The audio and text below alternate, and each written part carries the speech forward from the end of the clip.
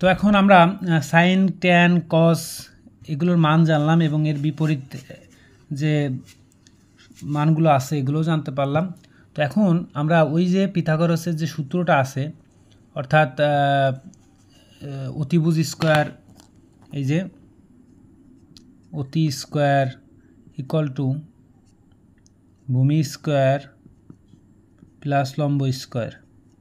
তো এইটা দিয়ে মূলত আমরা কিছু সূত্র বের করার চেষ্টা করব, যে সূত্রগুলো মূলত আমাদের এই ত্রিকোণমিতিতে আছে, যেগুলো আমরা প্রতিনিয়ত ফেস করব বা করব। তো এটা করার জন্য আমাদের যেটা করতে হবে, তো তার আগে আমাদের কিন্তু মাথায় ওই যে ওইগুলো রাখতে হবে, সাইনের মান কি, কসের মান কি। ওকে, যেমন সাইনের মান আমরা কি পাইছি, লম্ব বাই অতিভুজ। কসের মান কি পাইছি, ভূমি বাই অতিভুজ। এইগুলো কিন্তু মাথায় রাখতে হবে। তো প্রথমে আমরা কি করব, এই যে তিনটা রাশি অতিভুজ, ভূমি, লম্ব, তিনটাকেই অতিভুজ দ্বারা ভাগ করে দিব। ওকে, তিনটাকেই কি করব, অতিভুজ দ্বারা ভাগ করব, দিয়ে উভয়কেই কি করব, বর্গ করব।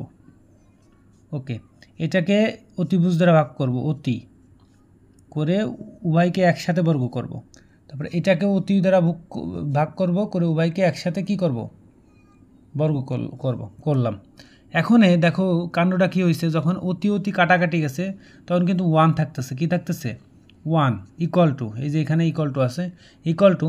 এখন ভূমি বাই অতিভুজের বলতে আমরা কি বুঝতেছি, একটু ভালো করে খেয়াল করো যে ভূমি বাই অতিভুজ বলতে আমরা কি বুঝতেছি।